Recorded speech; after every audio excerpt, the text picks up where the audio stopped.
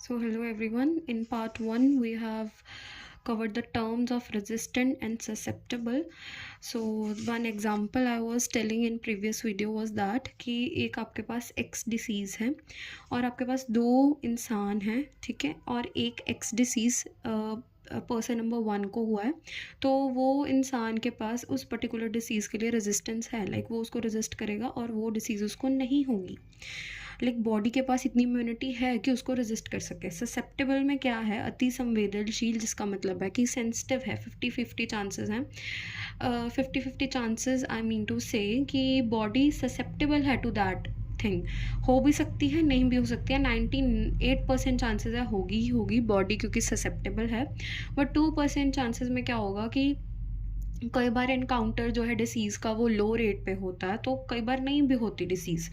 सो इसी डिफरेंस को समझाते हुए मुझे लगता है कि अब आपको रेजिस्टेंस और ससेप्टेबल में डिफरेंस समझ आ गया होगा कि जो सस्पेक्ट हम बोलते हैं ससेप्टेबल है उस पर्टिकुलर डिसीज़ के लिए, उसको चांसेस होते हैं।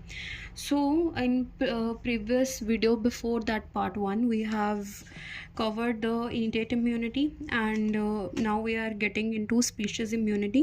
So species immunities का यही मतलब होता है कि one species is resistance while other species is susceptible to the same infection. देखिए यहाँ पे इन्फेक्शन सेम है, जैसे हमने एग्जाम्पल में पढ़ा कि जो डिसीज़ है वो एक्स है, वो सेम थी दोनों के लिए।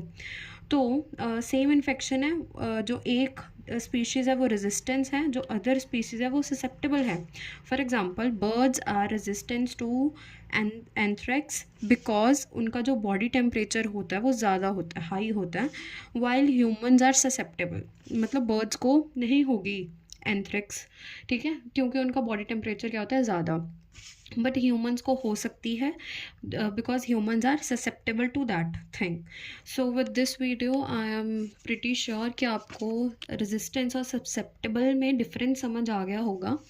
और इम्यूनिटी मुझे लगता है कि यही दो टर्म्स के बीच में रिवॉल्व करती है कि बॉडी किससे रेजिस्टेंस है, और रेजिस्टेंस जो होती है ना वो हम कैसे भी ले सकते हैं, किसी भी पैथोजन, किसी भी डिसीज़ से। लाइक वैक्सीन जो होती है वो एक रेजिस्टेंस ही प्रोवाइड करती है टू दैट पर्टिकुलर इन्फेक्शन, ठीक है। जैसे कोविड में हमने उस चीज़ के लिए एक रेजिस्टेंस बनाने का ट्राई किया था कि हमें वो चीज़ ना हो। सो with this I will done with resistance and susceptible. Let's cover the other topics in other parts. Do like, subscribe to this channel. I hope you like it.